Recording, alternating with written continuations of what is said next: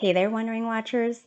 Welcome to this tarot card reading made for watchers of true crime. This is my 5th video on the University of Idaho Killer. If you've left comments on one of my other videos, thank you for sharing your feedback and your theories. In response to some of those comments, I'll say that I don't have one real specific theory about who killed these 4 college students in their sleep. But I do have what if scenarios that pop up. Like, what if the killer is a family member? Or what if the killer followed one of the girls on Instagram and saw the layout of the house and the routines? Or what if one of them tutored or coached someone who became obsessed? But based on the cards for these readings, I only feel confident that the killer is a male with mental health issues that his family may have tried to downplay. But that's rather general, and I want to know more. For this tarot reading, I'm examining the killer's life experiences by looking at how the killer primarily operates across the 12 astrological houses. So I've laid out here oracle cards just to identify each house to keep track of where I am with the tarot cards.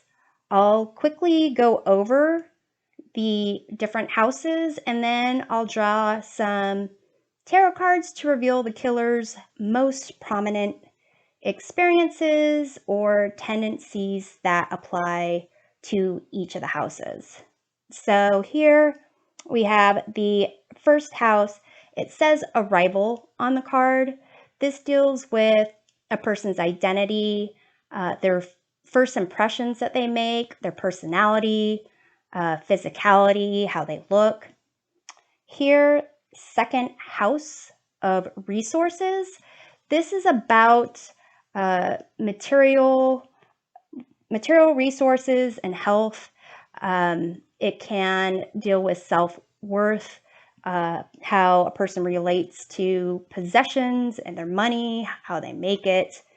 The third house of communication, that's basically what you learn from an early age about how to kind of communicate with others. In terms of the fourth house of home, this is kind of where you live, your roots, your domestic life, your family, foundation.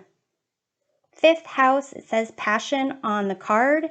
This is about pleasure and fun, creativity, being playful, falling in love, and children.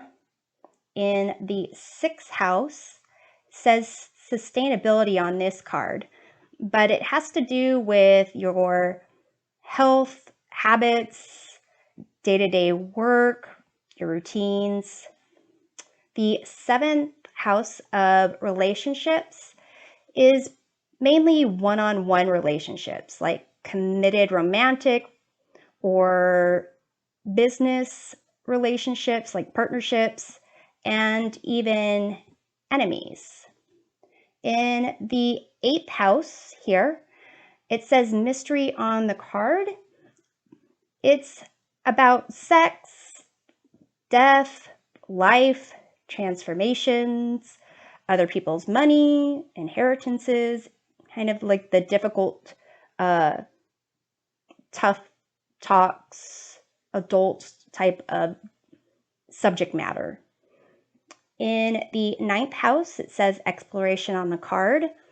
That deals with spirituality, your beliefs, how you expand your mind, and it covers religion, philosophy, how you feel about law, learning new cultures, traveling. In the 10th house, it says authority on the card. it really has to do with your ambitions, your career, your reputation, how you come across in the public eye, and it can pertain to how you deal with authority or being an authority figure. In the 11th house, it says community on the card. This has to do with your friends, groups, your community, associations, basically social life. And here, the 12th house, it says introspection on the card. That deals with things that are secret, the private self, things we keep locked away, where we escape, where we hide. So I have those 12 houses out here, and I'm going to pull at least one card for each, but I plan on pulling a kind of like a final card or a 13th card to really represent the killer in terms of what the killer cannot hide from other people. So I'm going to shuffle some of these cards.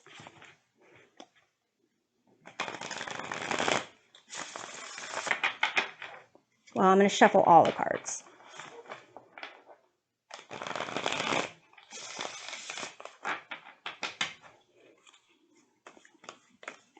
All right. And so we're going to start with this first house here. We have the Wheel of Fortune.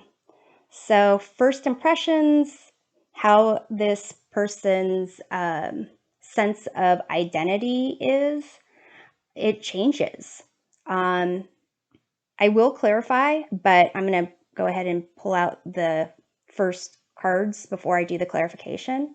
But it seems like it changes.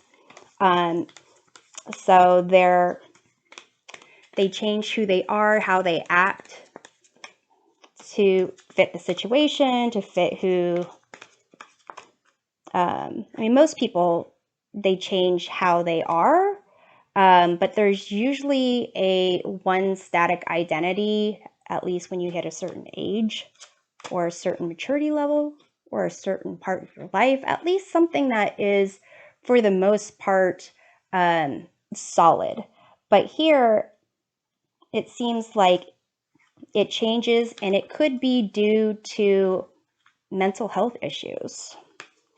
So let's take a look at the second house of resources. You have the Two of Wands here. So in terms of how they kind of feel about possessions, material things, it seems like they always want something else, always like kind of what they don't have, or envying what someone else does have, kind of what they're more about desiring as opposed to actually actively going for something on their own. So let's take a look at the third house of communication. You have the Four of Cups. So perhaps, when they were growing up, they felt that they were ignored, or it could be, again, this is a card that I think when you have like mental health issues, maybe being on their own. And that's kind of like how I feel the killer is or has been afterwards. Maybe like, oh, I'm sick, I'm not feeling good, just kind of isolating themselves. But that's kind of like how they, from a younger age, kind of learned to deal with the things that they didn't have or didn't feel they could get or couldn't talk about or express, is that they just kind of isolated themselves and really didn't recognize how they operate in the world around them.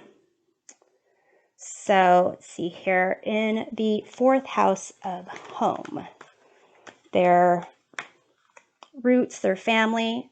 It has the Four of Wands. This is like ultimately, if you're looking for a card to represent a happy home, this is kind of it. So let's see about their 5th house of pleasure. You have the Strength card. So this to me is kind of dealing with the light aspects of yourself and the dark aspects of yourself. So when it comes to, you know, your more aggressive, animal, instinctual kind of fight or flight impulses, you need that kind of tender, gentle aspect of self to kind of soothe those impulses and kind of rationalize how they fit in and how appropriate or inappropriate they are. So with this being in the 5th house of pleasure, and it has to do with, it corresponds with the sign of Leo, and so does this card.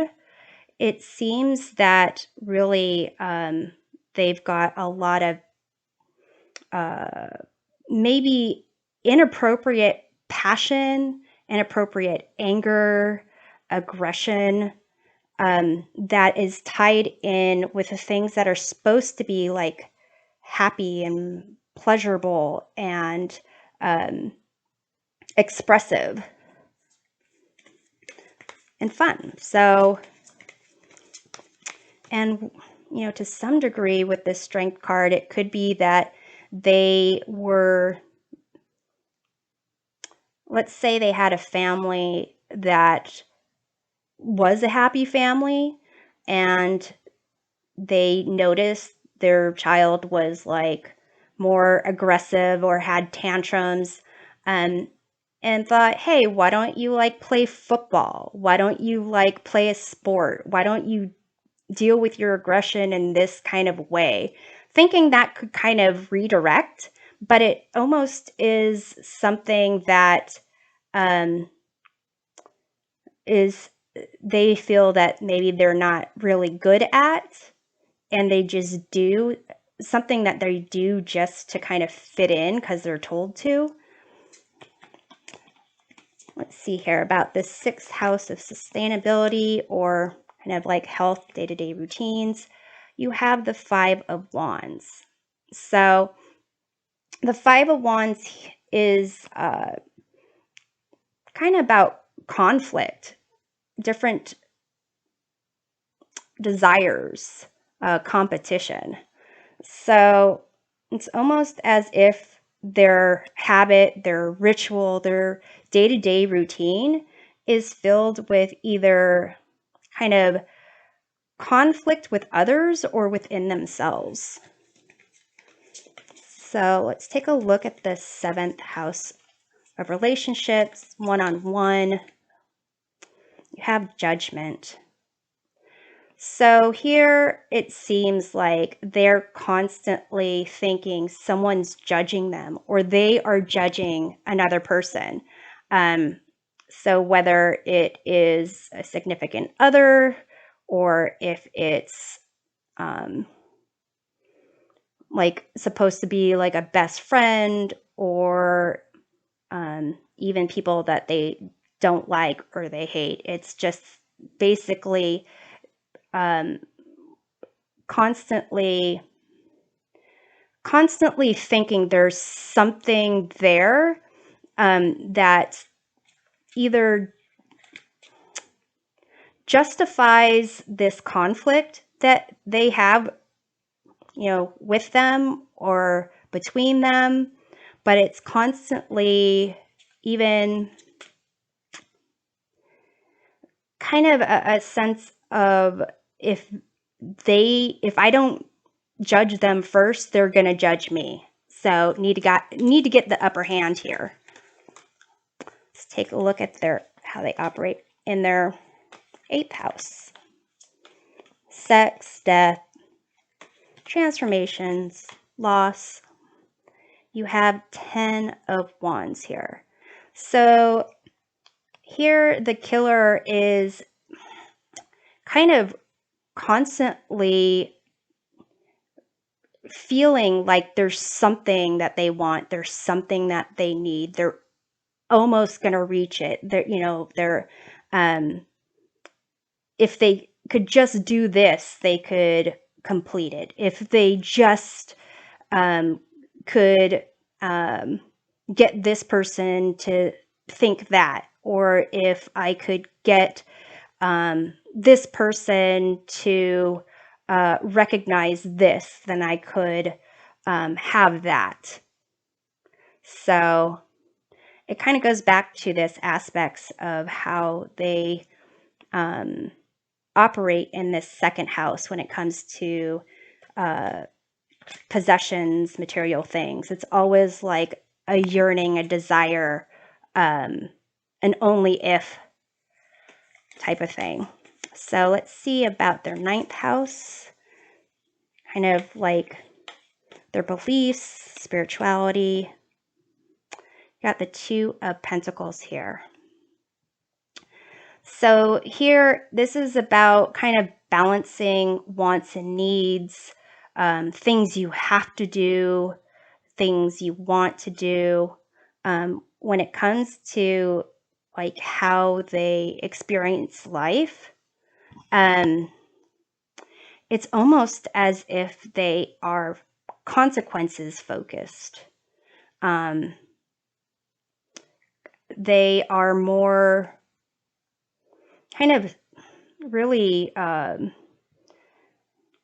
of, again, that if I don't come out on top, then they will. So that's kind of the sense I get about how they expand their mind, is like, this is supposed to be about how you grow or change your beliefs because you want to, not because it's something that you grew up with or were made to accept. This is supposed to be pushing beyond that. But even in that, it's like, only if I have to will I even consider something else that that I can't control. But it seems like only if there's consequences will they even consider something that is outside of their own beliefs. And only if there's consequences that they think would be maybe even justified, or even if they would care about. So let's take a look at their 10th house, ambition. You have the 4 of Pentacles here. So in terms of their career, their kind of public life, it may be that this person is someone who is trying to get money together. Maybe they don't have a lot of options or haven't had a lot of job experience, or they're pretty much trying to figure out how to recognize how they operate in the environment. So it's almost as if they think people who have things, who succeed, they have like a problem with that. Like, for example, I was saying, it's like, if they're winning, then I'm losing. If I'm not, it's almost like that 5 of Swords kind of winning at all costs. But here, it's as if they don't have a lot, and so it's like they're resentful for people who do. Let's take a look at their groups, their community, what's going on there. The Hermit. So this person is kind of withdrawn. They're kind of a loner. Doesn't mean they aren't involved in groups or that they don't have friends, but it could be that they spend a lot of time on their own, or it could be that they just don't have a lot of friends. They seem to kind of, I want to say they are someone who kind of is known for withdrawing to deal with things. So if they're sick, they're not someone who wants to like have people over and watch TV with them. It's like, I need to be alone to deal with this. I need to be alone to deal with that. You know, it's the holidays. I want to be alone and read a book. And then, okay, so I was going to say the next one has to do with the 12th house of introspection. What's hidden? Things that are secret. And you have this emperor here. So basically, it's like when they're not in this this world, this real world, and they escape to a place where where they hide, their private self. They're a god. They see themselves as a god. If it weren't for other people kind of keeping them down, or what's the word? Not seeing things their way, like they're meant to be a god. So let's do some clarification. Actually, no. I want to do the one in the middle before we get into clarification. Is what they cannot hide from the view of others. What is it that, regardless of what they keep secret, what they want to hide, we can all see it? You have that Temperance card. So here you'll see that they are constantly focused on something. They might not tell you what it is. They aren't going to necessarily give you a lot of information. You'll see them really kind of staring and focusing and being intent on something. And they could probably sit in a certain position for hours, you know, studying, studying something, doing a task. And that allows them also to kind of be withdrawn from others. But it might look like they're focusing on something for a positive. Like from the outside, you'll see they're intently looking at something. But the reason for it isn't necessarily going to be known. So let's take a look at this Wheel of Fortune and the first house of arrival. You have the King of Swords. If you've seen the other videos that I have, I really feel this King of Swords is the identity of the killer. Like, it's very much, they're caught up in their head. They think they're, the master of the universe. They're, smarter than everyone. And basically this, it's kind of like they're caught up in their own head, and it kind of indicates like maybe narcissistic, feeling like delusions of grandeur. And so this Wheel of Fortune in their first house, it's as if they're intentionally changing, possibly to go along with whatever their, you know, secret plans are, or it has to do with their mental health.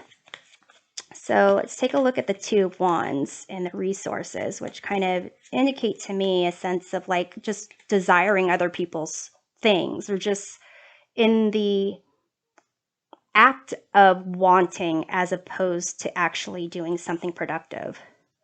You have the Star. So here it's like just, you know, fairy tales, hopes. And in the communication, the Four of Cups, kind of, I was saying, like, it seems like they just were someone who had temper tantrums, just withdrew from others, didn't really interact well with others growing up. You have the Hierophant. So this is kind of about being like a mentor or a teacher. So it's making me wonder if this is someone who needed extra extra speech therapy almost. Someone who was embarrassed about how they talk, how they maybe they had a lisp growing up, or maybe there's someone who, you know, wet their bed for a long time. So kind of like how they interact with someone, it's almost as if they have to learn how to normally communicate or normally function. So let's see about the Four of Wands, their happy home. You have the Ace of Wands. So this happy home, it's kind of got this, provides like a source of energy, kind of almost you can do whatever you want with it. You can be anything, do anything. And there is that kind of foundation, or at least that kind of hope. Let's see about the fifth house of passion or pleasure. You have the Seven of Wands. So kind of feeling that people are testing you, that you have to kind of do something in a certain way, react in a certain way.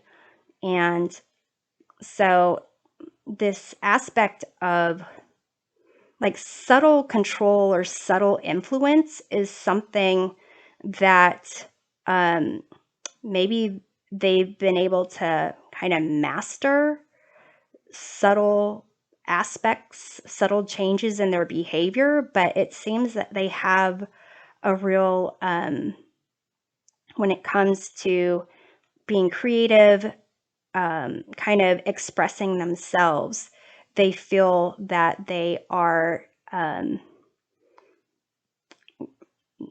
not allowed to be who they truly are, or even in their creative aspect, or even in what they find fun. It's as if they have to toe the line, because there are certain things that they think they would enjoy, but they've learned that it's not appropriate. So let's go to their sixth house, clarify the Five of Wands here, this concept of competition, of you know, conflict in their day-to-day. You have the Queen of Swords. So here it could be that like their aspect of their first house here is the King of Swords. I think the Queen of Swords is like a mother figure, someone who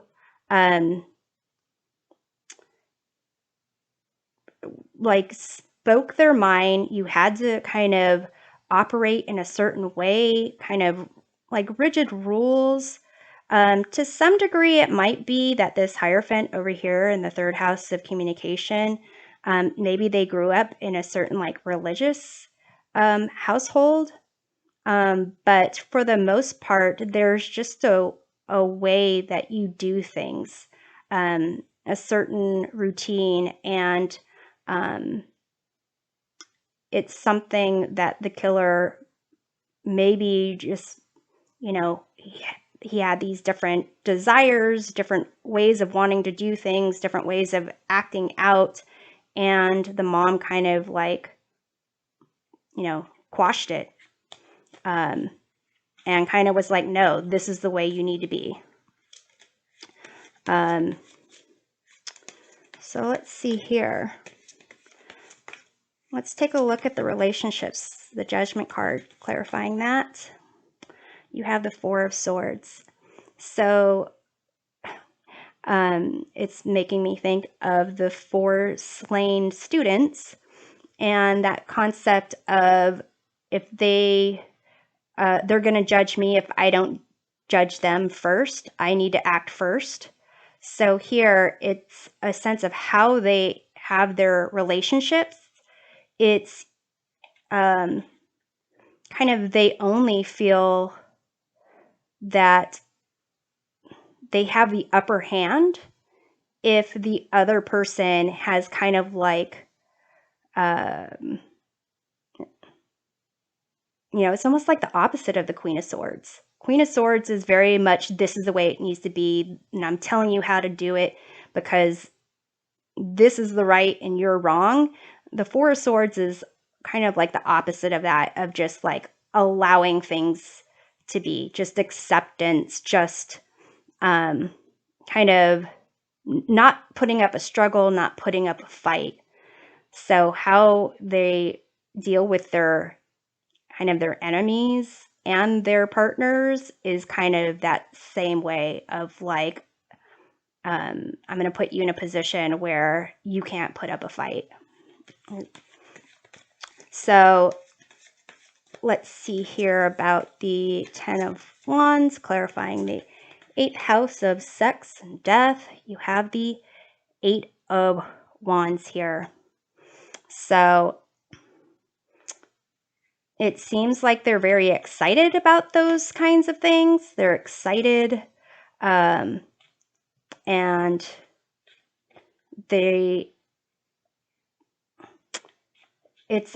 it's as if they want to succeed. They want to maybe, let's say, have sex with someone, or they want to change, or they want to be a certain way, and they're really, really excited about it, but they're not getting, it's like they're not getting it. So, for example, if it's a sexual relationship, let's say with one of the roommates, and kind of trying to be a friend, trying to show them that they're, a nice person from a, decent home, but they're not being, they're not getting the green light, and they're feeling that the person's kind of judging them. It's as if, they are going to make things happen one way or the other because they just feel like they've waited long enough, even if it doesn't have to do with that person. Like even back here in this third house of communication with this 4 of Cups, it's as if they've like been waiting, and kind of gotten the rotten end of things for the longest time. So let's take a look at the 2 of Pentacles in the 9th house of spirituality of the 3 of Wands. And this is kind of like, seeing what's there, examining what's there. So it's as if they are really kind of not only saying that I'm not going to I'm not going to try unless there's consequences, but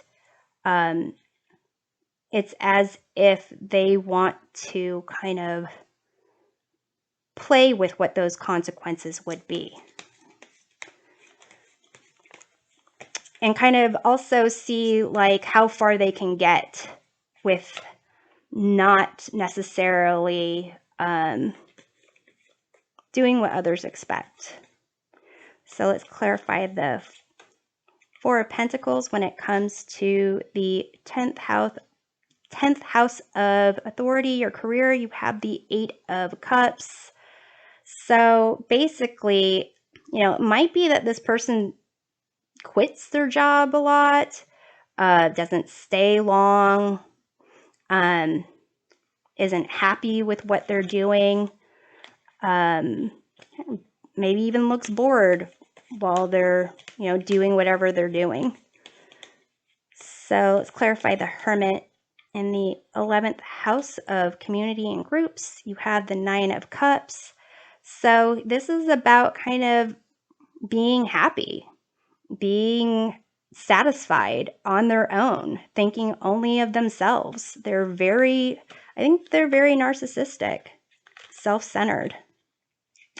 And let's take a look at the Emperor in the 12th house of secrets. You have this Death card. Death is about kind of like transformation. What's interesting about this Death card is it's supposed to be like an oil spill, and how the oil kind of like is stuck to these this pelican and the sea life and people above the water in this boat, and below the water these like mermaids have to try to clean up because of this oil spill. Like basically there's a lot of people involved when it comes to cleaning up an oil spill, dealing with the consequences of a situation like this. And it's supposed to be like really talks about when you're going through transformation, needing help from others. But here it seems like this person is so self-centered that they really they either didn't want to talk to people, or they dealt with difficult things on their own, maybe because of this, like kind of 10 of Wands, like I'm almost there, my way is the right way, I just need to do this one thing. But basically, I think this concept of the Emperor and death in the 12th house, of, where they escape to, is kind of like being the ruler of,